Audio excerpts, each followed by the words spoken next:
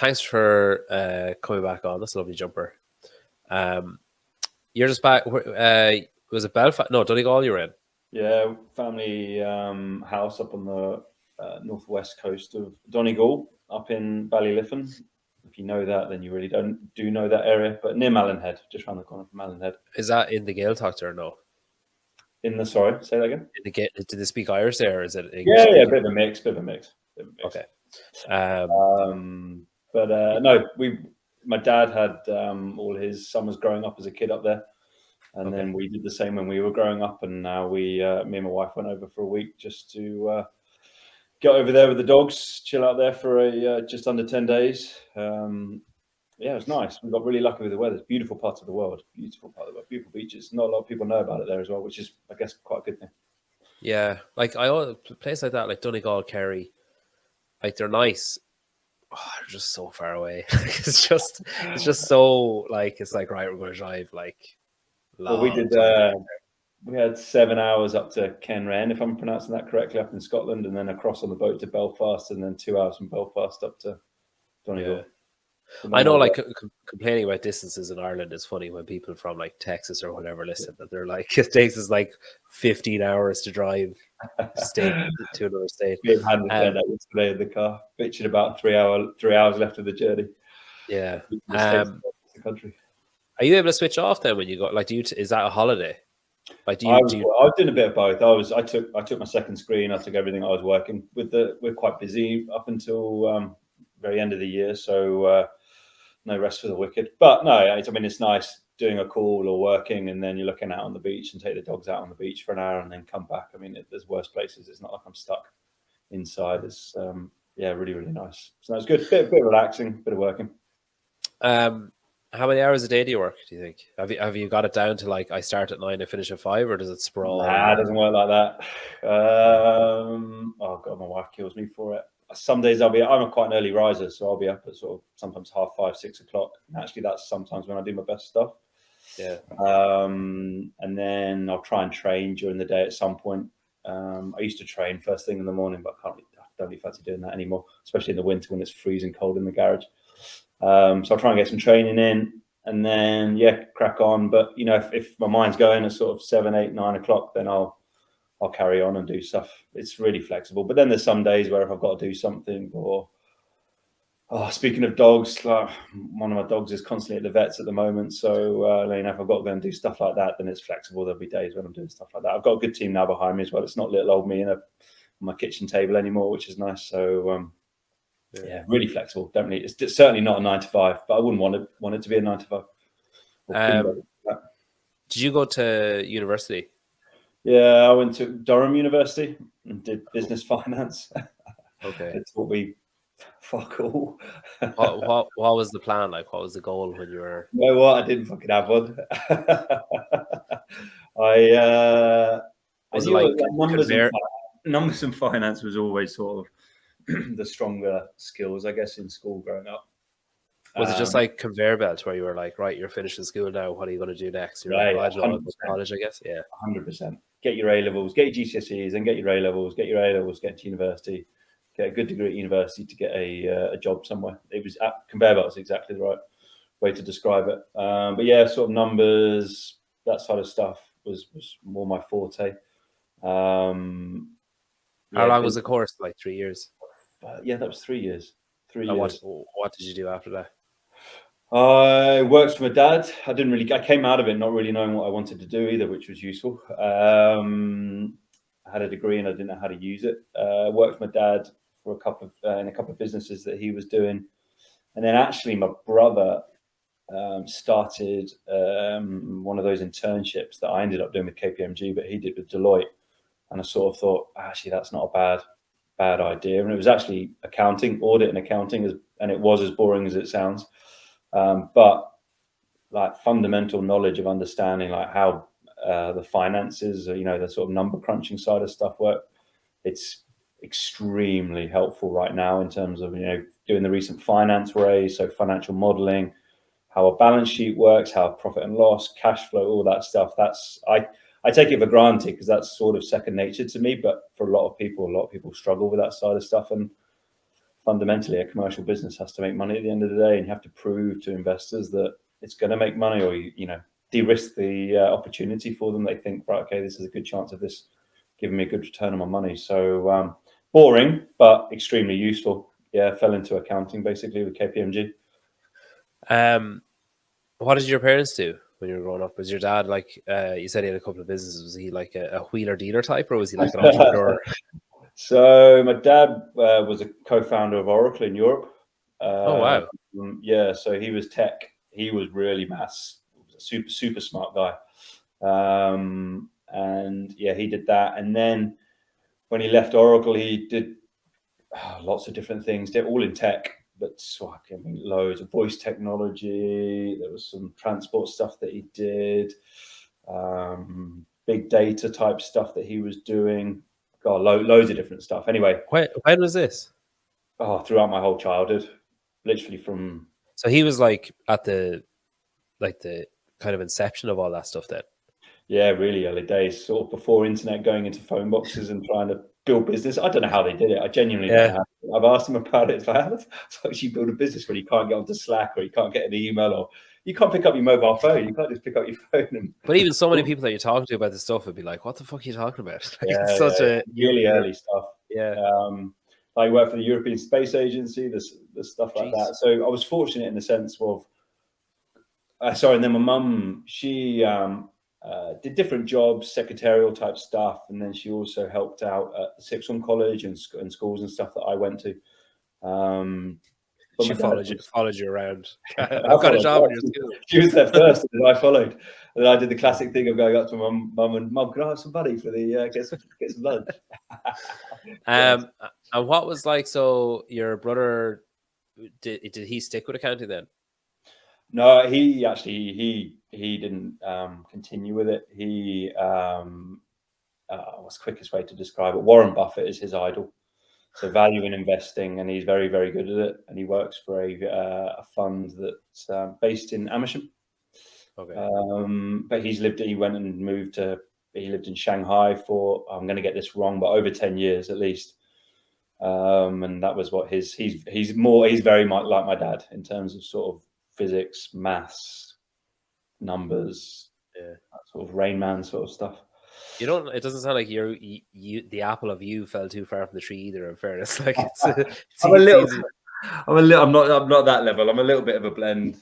I would say God help people who read my Slack messages and my text messages, as I'm forever like changing them and putting an asterisk. Sorry, that's what I actually meant. I mean, God bless the edit feature on Slack. I'm not good at like writing, and I've really that's something I've had to really try hard on in like report writing, especially now, doing board reports and, actually having to answer to people. Before it was just me answering to myself. What am I doing? But now having to actually answer to people properly. It's not something that's come naturally to me. Numbers, and I guess I like talking to people. I like getting on phones. I like getting on calls and demos and speaking to people about product and trying to understand the needs and doing stuff like this. I enjoy.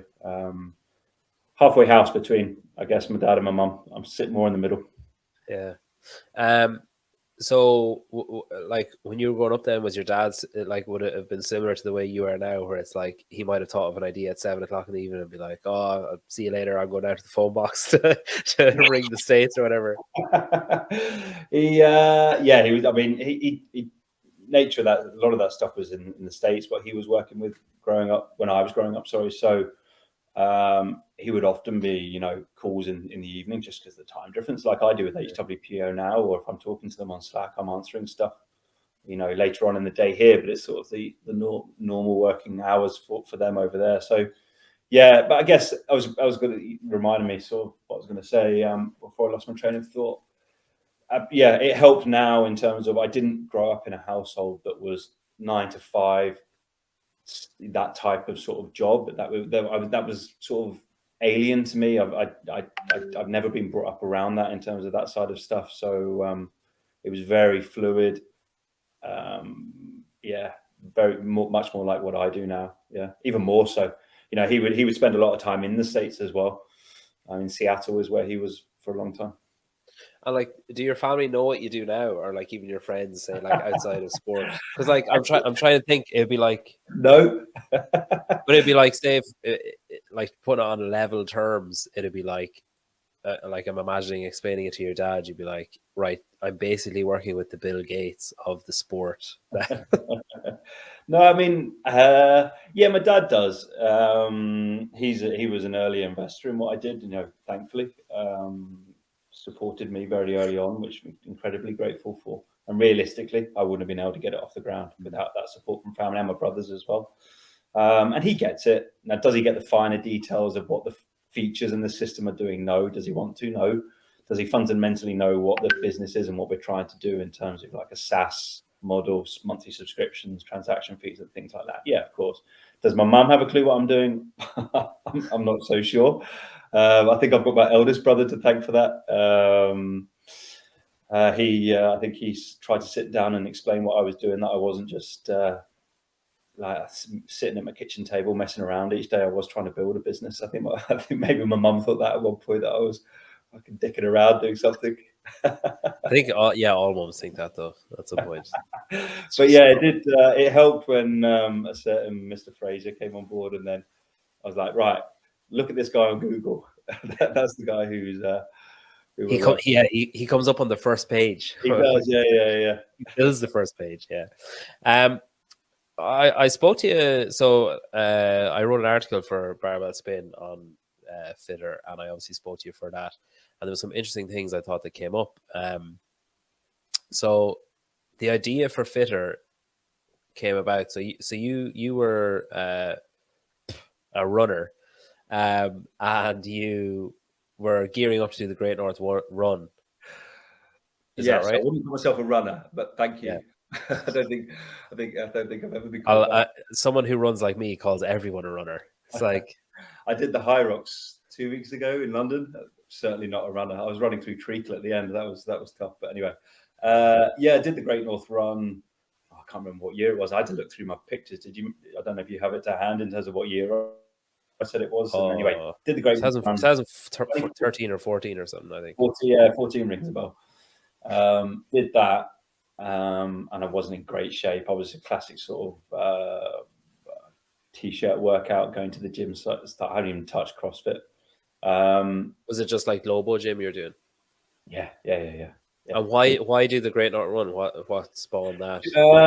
My nan had passed away before that, about a year or maybe under a year before that, and I wanted to do something to raise a bit of cash for out. She suffered with Alzheimer's.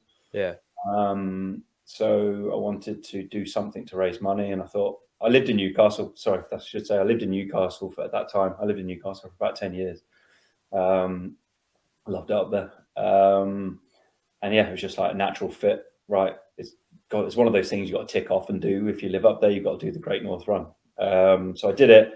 And then the week after, I did a taster session for CrossFit at Reebok CrossFit Tyneside, with Jordan Wallace and Paul Warrior, who were there. And I felt like Warrior kicked my ass for 12 minutes. And I thought, there's two ways you go from that. You go, that's not for me, or you go, yeah, I'm into this. And it was the second one. I was like, yeah, this is the sort of like, if I can't remember how long took too long to do the Great North Run. If that's how I feel after doing the Great North Run, but I feel that shit after 12 minutes of CrossFit, that's the sort of, that's going to get me fit.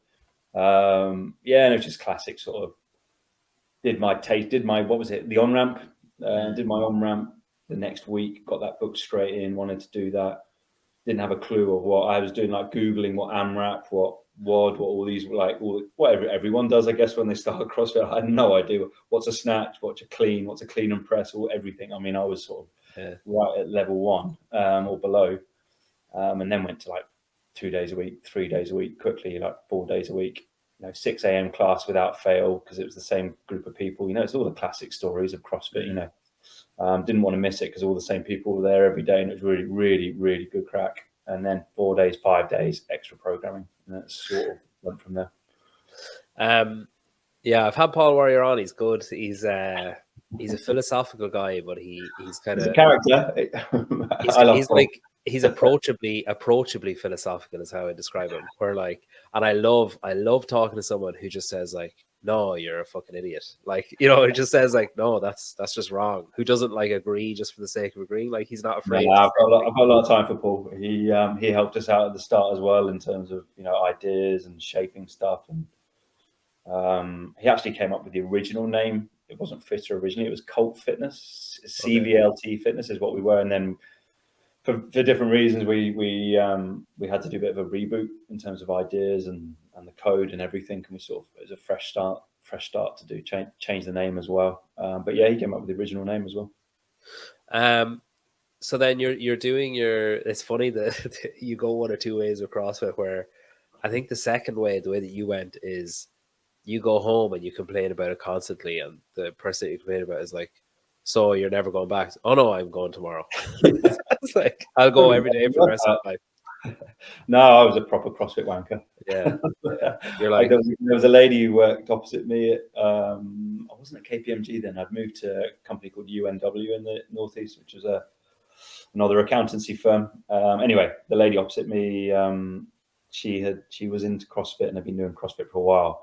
And I was the classic one coming in after the morning workout. Oh, it was this workout. It was like so many toaster bars, so many this. And I remember one of the first workouts was actually, speaking of, no, it wasn't toaster bars, it was Chester bars. And there was something like 50 Chester bars or something. And I was like, how the hell could anyone do 50 Chester bars and all the other stuff? Because I hadn't even seen like a kip. I didn't know what a kip was or anything like that. So here's me trying to do like, I can't even do that sort of level of pull-ups. And that was snapped reality check, I guess. God, what's more like brain curdling than a conversation with an accountant? A conversation with an accountant who never stops talking about CrossFit. He must have been such a I'd say just kill any party. It's like, oh, we're going for drinks. Oh, cool. Wait, is Leon going? Fuck, that's why. Yeah, it's like I don't. Boring bastard, really. Yeah, the only thing worse than listening to someone talk about numbers is when the numbers are like minutes and AMRAPs or whatever. Oh, fuck it up. Yeah. So you started doing your extra programming. You wanted to kind of better yourself, I guess, and shore up those things that you're talking about, like not being able to do chest bar and stuff. And is that then where you were like, okay, I'm enjoying what I'm doing and I'm enjoying the extra program, but this is shit delivery? Like, is that basically what happened? Yeah, I mean, again, going back to sort of growing up, I knew I wanted to do something myself. I wanted to build something. I didn't always want to work for someone else. I knew that accountancy was giving me a great foundation, but I knew it wasn't what I wanted to do long term. It wasn't, it wasn't the end goal. No, it wasn't actually originally a coaching business idea. It was, I like to think my memory's not hazy on this, but I remember when you searched CrossFit in Instagram at that time, you got a load of like crap around it. It wasn't just the algorithms, and this might just me be talking bullshit, but in my opinion, the algorithms weren't as good as they are now in terms of like filtering out what you don't want. And I just thought, actually, is there a better way? Could there be a dedicated platform for people sharing workouts and things like that? So it actually started more about a network of people sharing pictures, videos, that type of stuff, training that they were doing. And then it was like, well, how do we build something around that? Why are people going to come off Instagram to use it? And it's sort of just, it's one of these things that if a company evolves over time and it changed and it merged and it ended up being a remote coaching software system.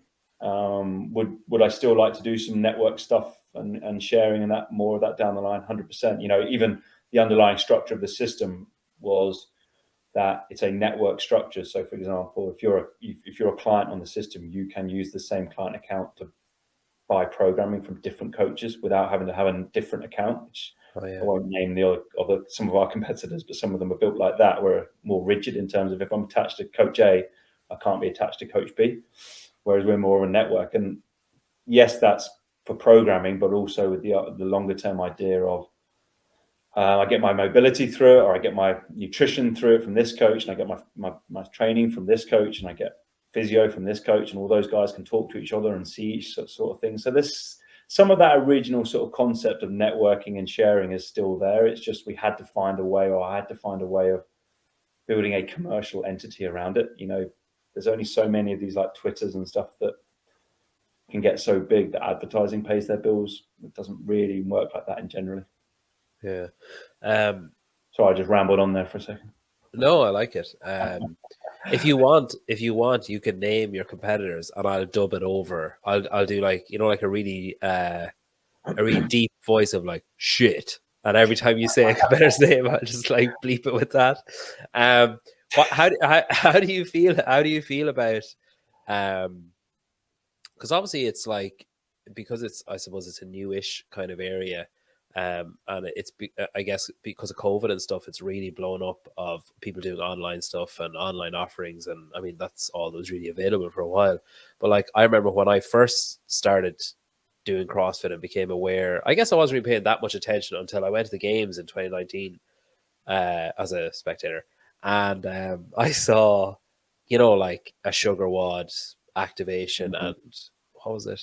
Like Zen Planner had some kind of link with them, and, and like I knew our gym used like Low Fox for booking classes, and then we started using Sugar Wad for doing, and I kind of became aware of these programs that are around it and stuff, and obviously there's like a litany that I haven't mentioned there, and there's loads that like probably only a few people know about, like small little kind of localized, I guess, ones.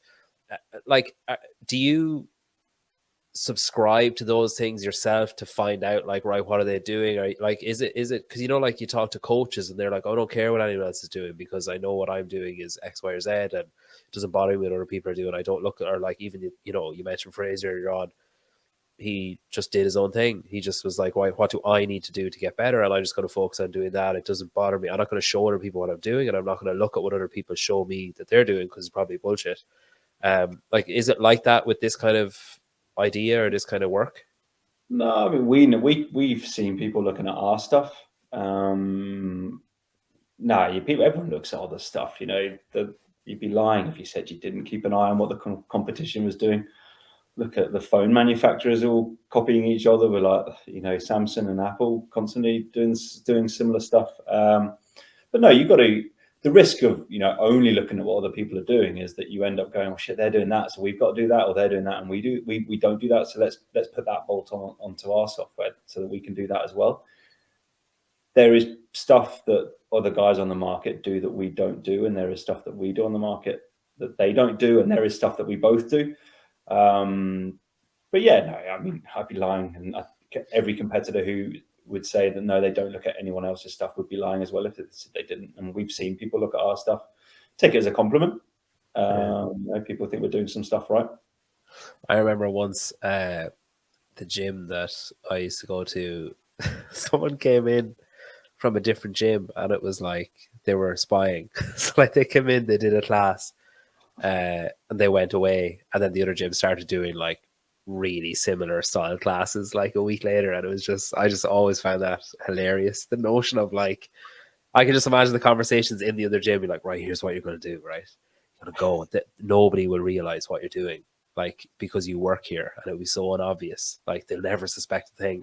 It's just, yeah, when you mention other people look at the stuff, it's just, that just flashed straight into my head. Can you remember then? So you said you were at your kitchen table. So you had this initial idea of I guess a form of social media, or networking anyway, and then it evolved into this kind of programming thing. Can you remember, uh, like when you look back at where it started, in hindsight? Obviously, everything has its time, but in hindsight, was it laughably shit, like what you're doing and what you're trying to do? That's why I'll be forever grateful of Emma McQuaid was the first. I think every podcast I say Emma was the first sort of real known name to use Fitr. And if I look back at some of the stuff that went wrong or didn't, the features that we had, and Emma stuck with us, yeah, early versions. We like, I don't know if you've heard the term MVP, like minimum viable product. Certainly MVP in those days, nothing sexy about it. Very, very functional. Some stuff worked, some stuff didn't work, and you just sort of trying to fix stuff that didn't work as soon as possible. But yeah, it's evolved. I mean, Jesus, sometimes I really struggle. I actually talk about your article that you did for Barbell Spin. It was actually really interesting for me to read because I really struggle with sort of just taking stock of where I am or where the business is. I'm very much like forward, right? What's the next step? Right? What's the next month? What's the next 3 months? What's the next 6 months? What does that all look like? rather than sitting back and looking and going, okay, shit, okay, look at all the people that we've got in the system and look where the technology has come from. Yeah, original versions were terrible, mate. How did the relationship with how did the relationship with Emma start? So Emma, so my brother and my sister-in-law live pretty close to CrossFit Berserk, over in Ireland. So pure chance of being located. Just Emma and my sister-in-law knew each other quite well, and it was right place, right time. You know, I was building Fitr. I needed someone to give it a go with a bit of a name behind them to sort of get us onto the map. And Emma was looking to, you know, start doing some programming. She hadn't done any programming, released any programming, so I should say, at that point. And it was just, some of these things just fit into place really nicely. And that was certainly one of those moments for us where it was like, right, we've got software, have it, play around with it, tell us what you like, tell us what you don't like, just to get it into the market. Because there were other guys. You had like True Coach, you had Sugar Wad, Beyond the Whiteboard, not in the CrossFit space as much, but my PT Hub, those guys were out there. You know, we were fighting against big companies who were already established, so we needed someone just to help us. So yeah, being in the right place, literally geographically, with my sister-in-law, said, look, do you mind giving Leon's Fitr a go? And thankfully Emma did, and yeah, we went from there basically. You mentioned the competitors there. Did you ever get like catch any shit from competitors starting off, like any cease and desists or any, like, you know, oh, that's none of that kind of stuff? No. I'd be amazed if they could. I say that now, we might have to cut that bit out, but no, we haven't received anything. But you know the way, like, if there's a new kid on the block and there's someone that's already like a powerhouse, it's easy to be like, oh, we'll just shut that competition down, or we'll try and buy them out, or we'll do, you know, that kind of way. That would be, I was about to say, that would be the one way if they really thought, you know, there was a real powerhouse. And they, you may look at, again, taking the analogy for Apple and those guys, they'll just, if there's a small company on the market and they like it, they'll just snap it up. Isn't that what Coors does with all the microbreweries? They just go around and buy them out. Like that, but they've got the power and the might to do that, and they put a big check in front of somebody's face, and a lot of people can be swayed by that. So yeah, no one's said anything. We've just seen some people come on live chat and ask some interesting questions. Let's say when they, if you remember, I put that. Oh no, that was a different one. That was True Coach following me on Instagram. That was a funny one, but no, a different competitor that I haven't mentioned already. Were hunting around on our live chat and asking us interesting questions about how long we've been around, and do we have this and do we have that, and how many developers do we have? And I was, it's like at the time we were still small, so I was looking at it going, nah, that doesn't, you know, if it had been maybe if we had like a pure, you know, live chat support, who maybe didn't pick up on these things and maybe were like, Leon, what's this all about? But I was looking at it on my phone and I was thinking, nah, that's something off. And they hadn't hid themselves very well. It was a person's name, and I put the name into Google, and it instantly came up who they were the founder of. As the founder of a company, that's even worse. Like, oh my god! And I just replied back saying, I've just had a little Google. Like, are you the founder of so and so? And didn't get an answer back after that. You got the three dots, and then they just disappeared and never appeared back. That was good. Yeah, but yeah, I guess you have to take that as a compliment, though, I suppose. Yeah, no, honestly, I do. I actually had a conversation with Casey, the original founder of True Coach, who's not in True Coach anymore. We've had a couple of conversations recently. It was actually the True Coach one that I posted, that they followed me on Instagram and asked. I think they were, I can't remember what it was. I don't know why they were following me. My 350 followers isn't going to do much, but they also like pictures of dogs and beaches. Yeah, it's not very interesting by Instagram, I'll tell you that. They like inactivity. That's what they just like. Yeah, exactly. Very few posts. One post a month. That's what they like. Yeah. And then Casey said, Leon, take it as a compliment that they're looking around, and Casey took it as a compliment whenever True Coach was starting up, that, you know, people were taking a look at their stuff and do the same. Look, I think Matt Fraser coming on board was like, we certainly saw the market indirectly thinking who are these guys, and even actually taking over. So my head of commercial that I brought on board, who's a superstar, a guy called Tom Livings.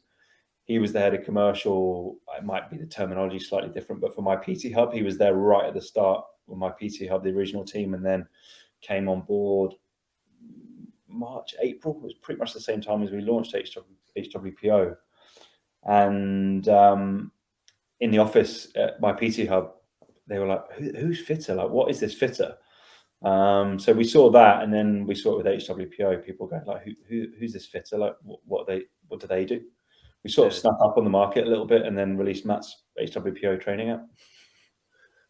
Yeah, so it's a good way to announce your arrival, I guess. It was all right.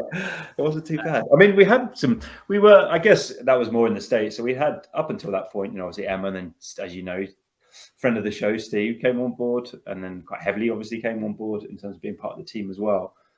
And then Hesketh, Andre, Kristen Holter, UK and I guess mainland Europe, let's say. Yeah, had a few well-known names there, but it's like this. Like you said it earlier on, with the numbers on your podcast. As soon as Matt came on board, it was like, yeah. We just saw a lot of people starting to look for us after that point. So, say, how long after you sat down and said, "Oh, programming, that's what I'll do. I'll do back end for programming." How long after that was Emma? Oh, Jesus, that's a good question. Now that is racking the brain. It took basically the original version that was, as I said, was called Cult Fitness. We scrapped pretty much everything of that to give us a blank piece of paper. That was a tough moment. Yeah, that was sort of welling up type moment of I've spent so much time on this, and divorce. Like that's a like. But like if you invest time, you're like, this is it. This is the idea. We've named it. And then it's like, oh, actually, it's not what we want at all. Let's get, because even getting rid of everything, like I guess the weaker decision would be, oh, let's just change that little aspect and we'll see if it works. But I guess you knew that, like, no, it needs to be decisive, I suppose. Got some good advice from the development team and the guys that we use now. I mean, and it was, Leon, it's going to be easier for us to go in and basically start with a nice blank piece of paper rather than trying to go in and try and look at what somebody else has done and just like, paper the cracks basically. And it's a tough decision. It was 30 minutes. My wife came we were actually living at her mum and dad's at that point, and they have a little study. And my wife, she wasn't wife at the time, but came in and I was like, Han, you need to give me 30 minutes here. This is like sort of fork in the road. Either I go carry on, or I go, go back to sort of safe accountancy, chartered accountant, go back to the 9 to 5 that I didn't want to do, but it was safe in terms of salary. Now, you can look smart. We're not there yet, by the way, but it looks like it was the right decision to carry on and give it another go. And actually starting with a blank piece of paper was the best decision at that point in time. We kept the ideas that were good, and we got rid of the ideas that just weren't working and we were really struggling with. But sorry, to go back to your original question, why is that relevant? It took a long time then to get back from, we weren't just going from sort of 50% to 100%. We were going from 0% again to try and get going again.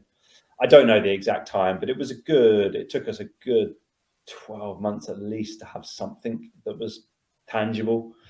A lot of people don't realize is how long tech takes to build and to do. It's the most frustrating part. I find a Fitr is that I can't click my fingers and have something done. So for example, this white label feature or upgrade that we're really, really excited about that's coming out next month, that's near enough 6 months worth of work. And it will be a few clicks of a button for a coach on the front end, which is great. That's what you want the front end experience to be, but that's 6 months worth of work. So yeah, it took a long time. Sorry, really, really long answer to your question, but no, I'm enjoying it. It took a while to probably at least a year to 14 months probably before we had something that we could get Emma to play with. I'll actually just correct there as well that it's this month that's coming out, because this episode's coming out next week. I just don't want people saying like, "Oh fuck it, I'll wait till January." It's coming out in December. December. Sorry. So how long after that then? So I've heard like from Steve's perspective that he was kind of trying to do his own thing and trying to figure out a way to make things better, and Like, how long between Emma and JST then? Only a few months before the Yeah, first conversations with Steve.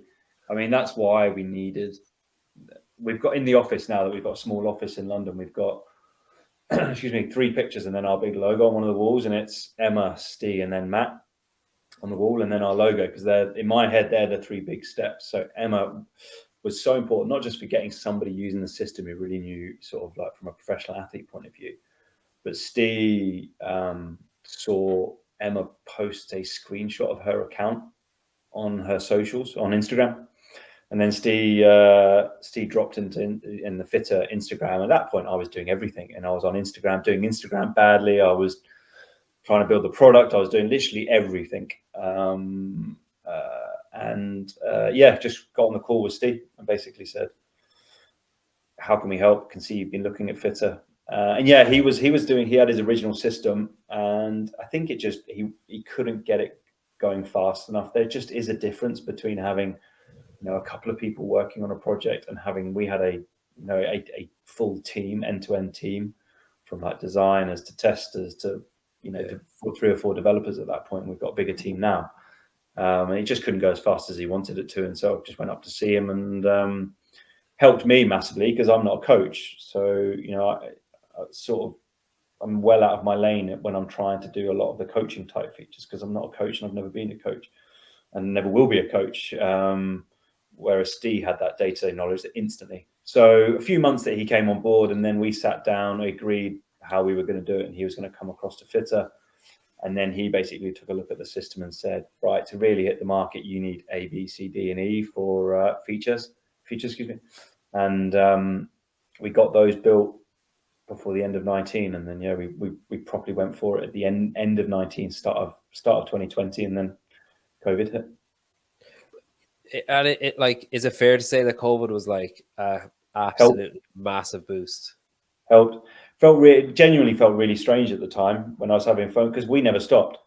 So we, at that time, there's a few other, my sister-in-law was helping. That was a massive help for me in terms of the business coming on board. Saw that I was getting over. So I was extremely stressed about it all. I couldn't do everything. I wasn't good at everything in Fitr, and I think that's a massive thing that I've learned and sort of grown with. That I'm very hard to let go. And so letting go to people who are better at those roles. But yeah, COVID was so people came on board and helped, and COVID really helped. Go back to lost my train of thought. Yeah, at the time, having conversations with people and doing phone calls and things like that, you felt bad saying COVID we're doing well in COVID, because there was obviously some horrendous stuff that was people really struggling. All the stuff that we all know about. But yeah, we saw a massive spike literally overnight. Yeah. Just went like that. And at the time, people weren't even considering coaching online. It was basically the only way to put food in the table. It was the only way to get. Yeah, we saw. No, it was interesting. We saw the numbers go up. Now we did see that sort of going back to geeky maths, the normal distribution. It sort of like calmed itself down, and you got the sort of bell curve. If anyone knows what I'm talking about, or just loads of people have just switched off. But anyway, we saw a normalization of it, and it come back down. But yeah, we saw a big uptick. At the time, Fitr was free, and those people who signed up before, I think it was August of that year, August 2020. My dates might be slightly off, and they still have the base platform for free. So we were obviously a good solution then as well, because there was no cost there was no underlying cost of using the platform, no matter how many clients you had. But we did see the average price. It was interesting to see the average price of programming fell, because people were giving away free stuff, or people couldn't get to the gym, so that they were giving sort of discounted programming to keep people. People could only do so much at home. We all know that people couldn't get. There's a mad rush for getting dumbbells and whatever you could get your hold of, and then that all sort of people couldn't get hold of anything either. But it's still limited to what you can do in a gym. So we saw that the average price of stuff fall dramatically. But in terms of users and getting people on board, it was very good for us. I still find it hard to say. It's tough to say. Yeah, but it's not something that I don't think it's understandable, but I don't think it's rational to have guilt over it, because it's fucking hell, you need a good news story out of it. It was such a shit show for 2.5 years. It's actually Yeah. nice to be like, oh, it worked out well for you. Great. You know, like I'm sure there are people who'd be bastard with his success story, but I mean that says more about them than anything else. So was the idea behind giving it away for free? Was that like people will come on, then we'll change it, then they'll say you're hopeful that X amount of people or X percentage of people would be like, well, it's good enough that I'm going to stay and keep paying. Yeah, I mean, it wasn't as good as it is now. You know, we didn't have all the features that we have now. So yeah, there was absolutely an element of that. We were actually, it was also, we built the features that coaches could use the system first, and clients obviously, before we built the payment wall. Yeah. So people could use it before we built the payment side of stuff. So that was a partly an element of it. But we were actually about to launch the payment side of things earlier. I think at least 2-3 months early, we were ready to do it, and we decided to push it back because we thought, well, no, let's do a nice, do the right thing at this time. So we extended, and okay, we're going to extend the timeline for people that can get on in the free for life access. But it also massively helped us. We had people who wanted to give it a go at low risk, and for them, it's great. Hopefully, we help them. That would be, great. Genuinely that warm feeling about that. But in terms of us, learning about what was wrong with the system, more so than we still say it now, Tom and I, that it's great to hear, and don't get me wrong, I love seeing great reviews on Fitr, but it's just as valuable for people to get in touch and go, can it do this? Can it do that? It doesn't do this, and I really liked it, or it does it like this, and that's actually quite annoying. But if you could just do that, we got so much feedback, and it's invaluable. Steve did Steve, and he won't admit that he doesn't have all the answers. And you got a bigger, effectively a massive focus group then. And even now, we get the same. At the moment, it's the same 5-6 things, I would say. Some big, some small, in terms of what people want in the system. That we know that there are still gaps, and we are working on improving the gaps every month. But it's the same focus group. It tells us, and if you've got a big focus, it's like classic, bigger sample size. Then if that bigger sample size is telling you it's the same 5-6 things, and it's reassuring that, because development isn't cheap. I think a lot of people don't realize that building this sort of thing is extremely, extremely expensive. Is it expensive to maintain? Yeah, both. Unfortunately, I wish it was. I wish it was a game of because I had a conversation with Steve about something else, and I was saying how we were talking about profits, and I was talking about a company, and I was like, I mean, they must make so much money, because I was like, what overheads have they got? Like, nothing. It's like you make it, and then it's done. And he was like, you're a fucking idiot. He's like, you have to maintain it. And he's like, it's so expensive to maintain. I was like, oh, okay. I fucking wish. Yeah. No, I wish it was. I wish. Unfortunately, it's not. Once you've built it, it just becomes a bigger beast to maintain. It's like anything. You always, like, if you buy a laptop, in 3 years' time, you've got to get a new laptop. Technology changes. It's fucking 12 months' time. My laptop isn't even a year old. It's given up. Or and it's the same with software. languages and the way. So it's like updating your app. Apps are constantly updated because the development teams are constantly changing and fixing. And unfortunately, you've only got to look at the big boys. Like, what was it? Meta recently went down. There's stuff happens. Shit happens. It really does.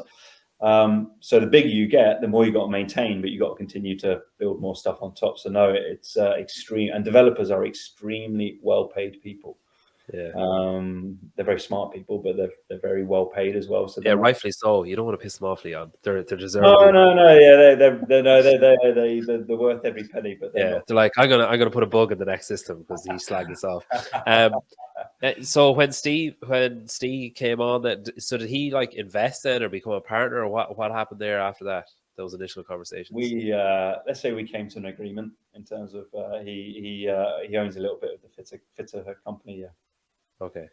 And he brought JST across from his old platform onto Fitr, which again, that's why his face is on our wall as well. Gives credibility. We after that point, we still do it now. How did you hear about us? Like, was it a friend who recommended it? Was it Matt Fraser? Seeing Matt Fraser associated with us? Is it so and so? Whatever. We did that at the time, we did that at the time, and You didn't have to laugh so much at that. people were sorry, mate. Hey, we've had some contact through you. Yeah, well, And all I want is the picture on that wall. I don't give a fuck about anything else. I was like, hey, I I'll get want, you on. I I'll want get you to on. I've got a in the office. I've got 3 shelves behind me that are very bare at the moment because we've just moved in and I've got nothing on them. So you send me a picture of you framed, and I'll stick it behind me so you're on every call that I make.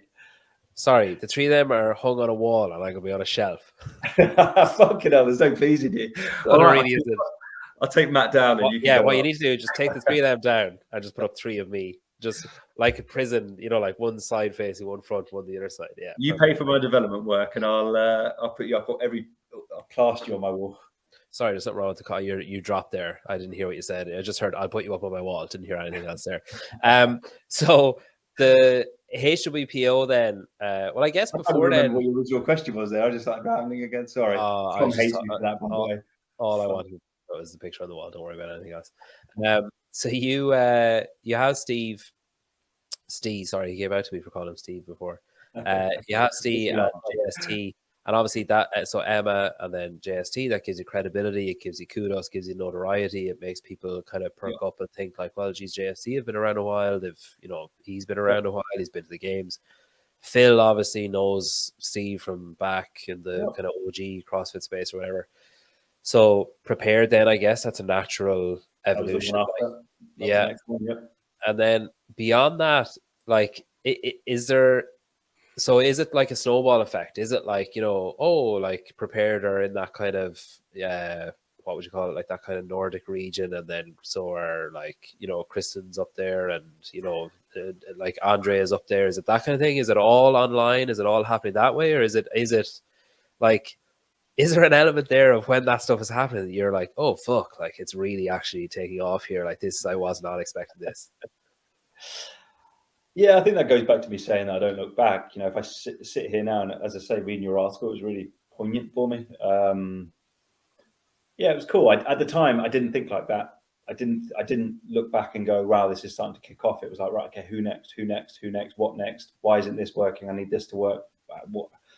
How are we going to accelerate development? Because I know what development costs, and we need to do 2x of development to catch up, to do what we want to do. So Andre was another Steve opened so many doors. Let's say how it is. And I knew that he would as well. So there was huge advantages to getting him involved with Fitr, and thankfully we get on as well. No, there was Steve got us through a lot of doors. I probably bore people with the story of getting in with into O'Keefe and with Fraser and how we did that. Steve had O'Keefe's email. I'd met him at Wodapalooza.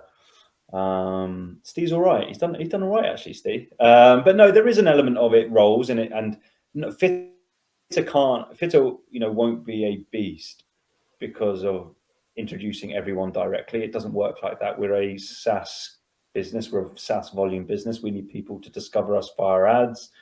Via word of mouth is obviously, the best because it's free, and it's a trusted source from somebody, your mate says that I'll use Fitr and I like Fitr. You should use Fitr. I mean, that's our distribution network for us. We can't make phone calls with everyone. It doesn't work like that. But when I was growing, or when Steve and I were growing Fitr, we knew we didn't have the budget either, like my PT Hub or these guys, to throw at Facebook ads. Therefore, we had to do something differently. So that's why there was a very targeted approach to go, right, let's go and get Steve is obviously in the CrossFit space. So let's go and who do you know? Who's in your Rolodex? Who's in your little black book? And let's go and get a phone call with them and see what they're doing. So yeah, of course. I think with Kristen, I think that one we stumbled across because my partner messaged on live chat and I looked up the email and then I looked up Krieger training because I didn't put 2 and 2 together. And I was like, shit, that's Kristen Holt who's using the system now. So there are some ones like that we, didn't do an initial call with. And obviously we're now close with them, given we know who they are. But the snowball, to be a success, the snowball has to go. It can't be a pick up the phone and call everyone. It just, it doesn't work like that in our world. And then, so you have that kind of snowball thing across Europe, I guess. And then there's a fucking avalanche on the East Coast of America. So you say that, so Steve, emailed O'Keefe. Conversation started. Like when opportunity like that comes and is like anyway viable that it actually could happen. I say early days, like when Steve comes to you and says, "Hey, I've emailed O'Keefe." Are you like, "Oh, fucking brilliant"? Or are you like, "Oh, wait a minute"? Like there's a huge potential to fuck things up there. We got announced. We hadn't planned to go to. Steve and I hadn't planned to go to O'Keefe. We didn't. We saw that the announcement that Matt was retiring, and we both put two and two together and said, "Well, it's naturally that we knew he was guarded about his programming and what he did beforehand while he was competing, but once he's retired, well, it opens up that world to him." And so we penned an email in about 15 to 30 minutes together, back and forth. I said, we both basically said, how do we get to him? And Steve was like, I think I've got O'Keefe's email from Wodapalooza like the year before or something like that. And he found it, penned an email in 15, 30 minutes, pretty careful about it, read it a million times through. We knew we had to be quick as well, which is why the rush to get it to. We knew that there must have been 1,000,001 emails that hit O'Keefe and Fraser's inbox at that point, with wanting to work with him and do stuff with him. And we knew we wouldn't be the first. So no, we sent it off, and credit to O'Keefe, he came back within an hour. And actually, it wasn't positive. It wasn't good news. It was, guys, I'm sorry, we're working with Hybrid. We're contracted. We've signed a contract with these guys. Love to keep in touch with you and see if there's other things, other athletes that he was working with, and things like that. So you can be deflated by that, and were we probably a little bit. You always hope that something, it's going to suddenly be this like, oh my god, we're going to do it with Matt, we're going to work with Matt Fraser. But the connection was made. I'm a big believer, and it might sound a bit cliche and everything, but have a conversation with somebody. You just don't know where it will go. Yeah. They might know somebody down the line. You might know somebody. Just something can happen from it. My team take the piss out of me because I say sliding doors all the time.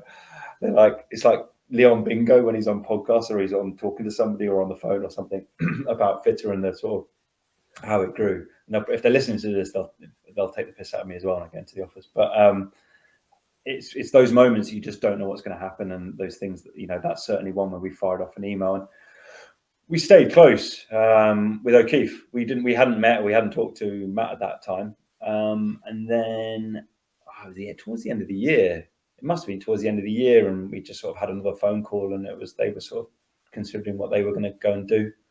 And there was nothing concrete in it. There was nothing certain about it. Basically just said, if we were to look around and do something else, what would it look like with you guys? And that's when I took all our a developer and a designer off what they were doing on Fitr, which to the detriment of Fitr. It pushed back features, it pushed back other stuff, but we turned basically Fitr into Matt's gold and black. And even I looked at it at that pitch doc and I was like, this looks cool. And we presented that, and then rest is history, I guess. But again, it's one of these moments that I haven't, there was the moment, and I know Steve said it on one of your podcasts, when we did the deal with O'Keefe in Boston, and we quietly went around the corner, and then we sort of like, fucking get in. And there was that moment, but there wasn't this sort of like, yes, done it, this is it sort of moment. And I think I might be talking bullshit, but I don't think I am. I think I heard Matt on a podcast recently. It might even be the James Smith podcast he did, when he talked about something similar, where not sort of take it at that time, when he went over the finish line. I might be getting the story completely wrong, but sort of at that similar, sort of something similar, where you had that big moment and you want to feel like, oh my God, this is like the adrenaline rush. And it never really hit like that. It's actually looking back and not to labor the point, but looking at your article and going, shit, we've come a long way, and we've done some cool stuff. Yeah. But yeah, sorry again. You got to stop me, mate, when I go off on a roll. No, I enjoy it. I like it. After they came on board, then, like, obviously that presents a whole new set of, you can call them problems, you can call them challenges, but like a whole new just ream of stress and like fires to put out, fires to start. Like you still got all the other stuff that you're doing. You've still got like Fitr. You've still got all those clients Yep. that needs to be kept happy, that everything needs to run smoothly, and then you're doing this other thing. You know, you say the Fitr had like a kind of detrimental period, or you know, like that it suffered a little bit when you were getting ready for HWPO and stuff. Like, how do you manage that? How do you manage doing like, you know, one of the biggest launches of its kind while not letting the ship sink underneath it? Yeah, it's really hard. It's not easy. You know, we're not a Facebook. You know, we can't just go and right, okay, cool, let's take 10 developers and put them all on your stuff, and we'll do both at the same speed as we were doing before. You have to make tough decisions, and it's the same with like white label now. White label, as I say, has taken us 6 months, and has it pushed back other features that we wanted to build this year? Absolutely. You can't do everything, and it's almost, I don't know if Tetris is a great analogy, but you know, you're trying to piece this puzzle together, and you just have to make tough decisions, and we had to make those at that time as well, with the view to the longer term good for both for Fitr and HWPO. So yeah, we had to take a lot of development. The team we had was the team we had, and we had to take them off Fitr features. We still did what we could, but in the same sense as what we're doing now, that we can't release as much as we wanted to. We had the same thing, but because there was a time period where we had to do a huge amount of work for HWPO, because they had to have this transition period between old and new. They couldn't go, sorry guys, we're going to end on the old system and we're going to move to our own platform, and there's going to be a month or two in between. You can't do that. So we had to, there was a deadline, and that deadline couldn't shift to the right at all. So yeah, you just, tough decisions, you know. It's really difficult, and I struggle with it. I still struggle with it. I want to do everything. I want to, you know, I see the stuff that we've got designed on the system, and I'm like, shit, this looks so cool, and this is like answering those 4 or 5 things that coaches want, and it's all designed and it's there. It just takes a lot longer time to develop it than design.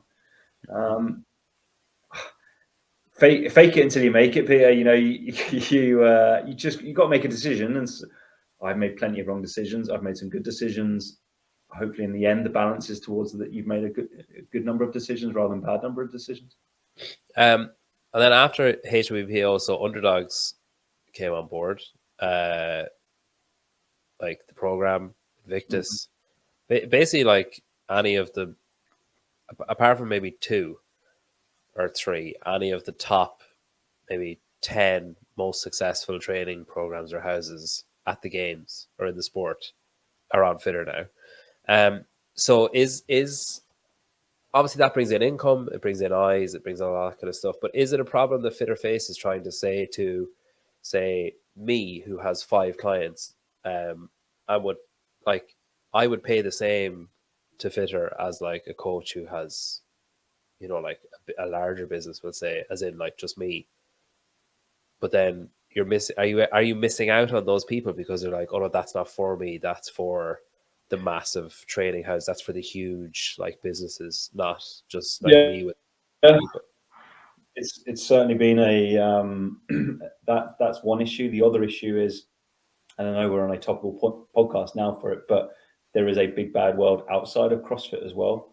You know, Fitr, it's born out of the CrossFit functional fitness space because of the people that we had connections to. But you know, we are a platform for any coach to deliver coaching to their clients. So we've got baseball coaches, we've got swimming coaches on the system, we've got a whole raft of different coaches on the system. So yeah, to the first point, yeah, absolutely. But Fitr was originally, and we know this we admit this internally when we're on phone calls and stuff with people, that Fitr was built with group programming. That's our sweet spot. We do one-to-one coaching, and we have to tell people, you know, we still get messages on live chat, is this just for group stuff or can you do one-to-one? Yeah, we can do one-to-one. You can absolutely do customized training, and the likes of Underdogs and those guys do both on the system. But yes, it is an issue, and we're doing as part of, not put even more work on it, we're doing a huge new relaunch of our website that will start sort of into the early next year. That's going to try and get this across a bit better, where, look guys, yeah, you can do one-to-one, you can do group, but yes, certainly is a problem or an issue that we're sort of addressing, that you can absolutely do both. Because even though the fit's a sort of sweet spot, as I say, with the group stuff, coaches were coming to us and saying, I can see that, but I do one-to-one training, and you can't do one-to-one training on Fitr. And for a period of time, you couldn't do one-to-one training. We had to build that stuff onto it. And the thought process in my head was, well, we'll get you on with the one-to-one training because you're used to that, and then we'll show you how you can use group training to scale your business. So that's where my business and my numbers, and that's how my brain works, where I go, well, cool, it doesn't have to be one or the other, do your one-to-one stuff, high value, high price point. You can only do so much of it, but then take a version of that maybe and put it into this group-based HWPO style training where it's suitable for a much larger audience. Can you charge as much for it? No, you can't. But given the features of Fitr, you can sell it to a larger audience very, very quickly. So I think as a good example of that, or as an example of how quickly and easy it is, Emma released, talking about COVID, Emma released I think it was a free 1 or 2 home workout week program straight after COVID. I think within a week or two, she had 300, 400 people subscribed to it. It was just trying to get that methodology, that mindset across to coaches. Well, imagine you had that, but you were charging 40 quid for it. Yeah. That's some serious cash. You don't have to be a Matt Fraser to do that. That's the other, trying to get across. That's why we love pushing the fact that Matt uses Fitr. Don't get me wrong, of course we do. We love the other big names, Underdogs, Invictus, etc., etc., etc., and it's amazing, and it does help us. But we actually also lean on the more, I guess, this comes across the wrong way, but the more attainable sort of target. So, we've got a local coach in London who started with 6 and then 10 times that, and then he's sort of 4 times that. So he doesn't need to do he was working as a coach in a gym, and he didn't need to do that anymore, and he's focusing on his business. We like pushing those stories as well because they're attainable and show, shit, I've got 5 clients now, but shit, if he can get 100 clients, 100 more clients, 100 plus clients, shit, I can do that as well. White label then, so that's imminent. We're on the cusp of it now.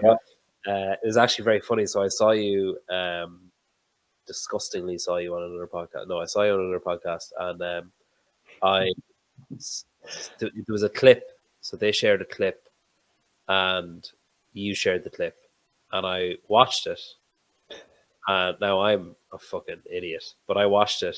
It was like caption, like the words are coming up, the captions are coming up as I was watching it, and I was like, I don't know what he's talking about. Like, I don't understand what white label is. And Steve put up in his story, and he was like, white label, launching, whatever. And then his next story, he said, for those of you that don't know what white label is, and he explained it, and I still didn't understand it. And I was like, because when I saw white label, I immediately went to, my brain immediately went to the White Album, and I was like, what was significant about the White Album? What would be the link there?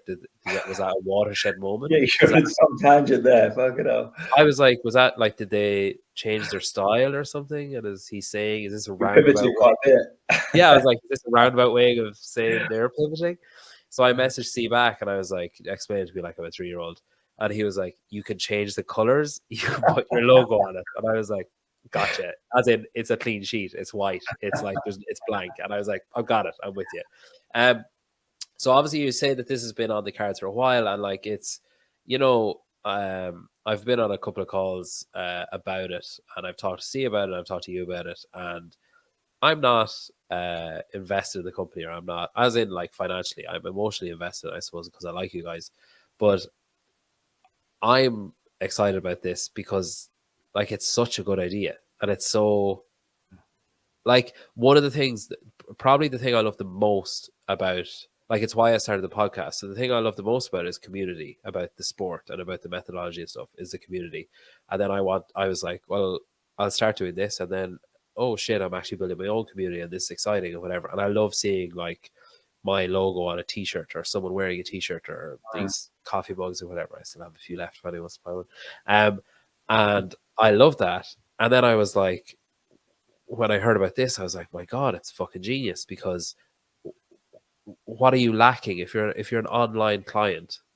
One of the things you're lacking is that community feel. And then if you can open up what would essentially no longer be the Fitr app, but would be the CPW coaching logo. You click in and there's the logos are there and the colors are there and the things you're familiar with are there, and you're all seeing the same thing, and only you guys are seeing the same thing, and you're immersed in a community, and you become part of an online community, as well as like literally as well as figuratively. And I was just like, that's the thing that's missing. That's like during COVID, that was the thing that people tried to cling on to and tried to like just fingernail like barely hang on to it, was community. And the fact that Fitr are now able to bring that to people, for coaches to offer to their clients, and for clients, I think more importantly, for clients to be able to take part in it and accept it and be involved in it with their coaches, is just fucking genius. There's no question there. That was just I've got nothing to add to that. No, it's we're like really excited about it. Really excited. It's an idea that you hear, or a notion that you hear, and you're like, why the fuck is everyone not doing that? Like you kind of, it's like, it's something that's so simple, it's genius, or so genius it seems so simple, or you know what I mean, like that. It's kind of like, that should be, obviously it's difficult to do when you're saying it took time and it takes time to get it right and everything else, you want to do it right, but it's like, it's like, oh my god, like how has everyone not done this forever? Because it's genius. Do you know what I mean? Yeah, I mean, look, really excited about it. We got plans to do this at the start of the year. No, it was very much off the back of Matt launching with HWPO. Instantly, people were like, oh, how can I change my app to gold or whatever, or my colors are whatever? How can I change it? And it was like, wow, okay, right. This is what the rest of the year is going to be all about. Yeah, look, the system originally wasn't fundamentally built to be able to do it, which was part of the reason why there's been quite a lot of work underneath the hood to get it so that we can have this one system which is more efficient for us and for coaches in terms of management. So in our opinion, coaches not having to have an Apple developer account, not having to have Google and pay for this type of stuff, and it still sit underneath the sort of engine of Fitr and all that stuff, we see as a massive benefit, because it's a pain in the ass to deal with that stuff. It's a pain in the ass to fix stuff. It's a pain in the ass to manage it, and it's a pain in the ass to develop stuff. There is a lot of work involved.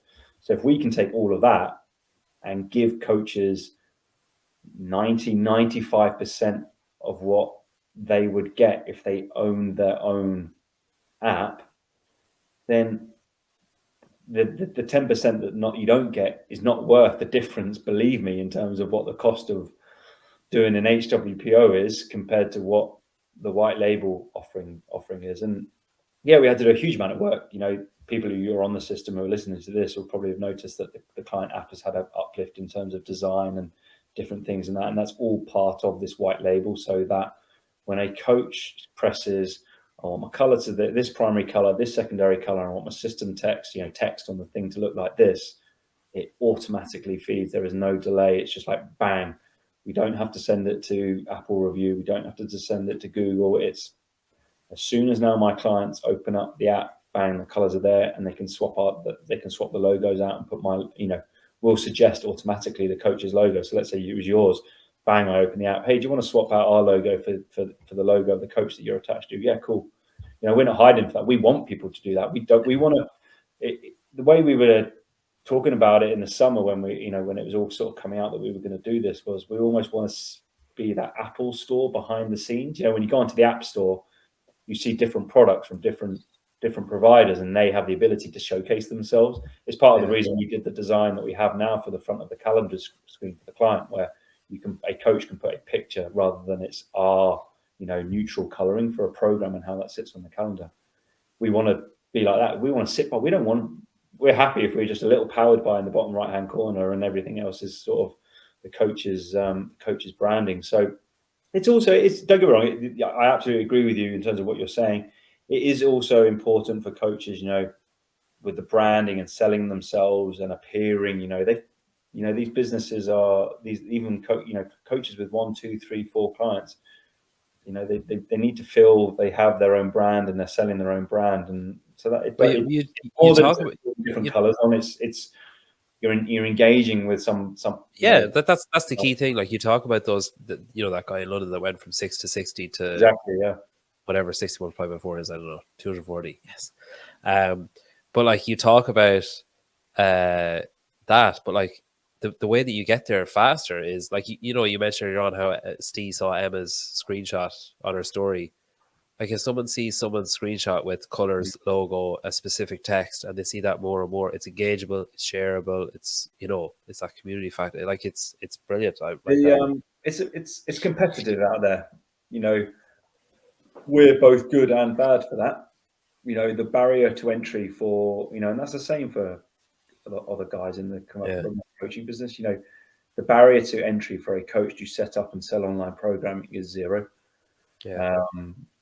So how do you stand out from the crowd? This is one way of doing that, by building a brand. There's other benefits with white label where people who will use or choose to use white label and release it this month will be able to like bypass some of like the pre-built, the internally built like sales pages and storefront that we allow coaches to use. So if you're a coach and you've got your own website already and you're already built in with CTAs, call to actions or buttons on websites, you can bypass that and you can go straight to the checkout page, all branded in your colors. You don't have to go via our sort of checkout pages that we've built in Fitr for sort of people who want to use the integrated storefront. So there are, it's not just looking nice. There are some sort of business benefits to having it. And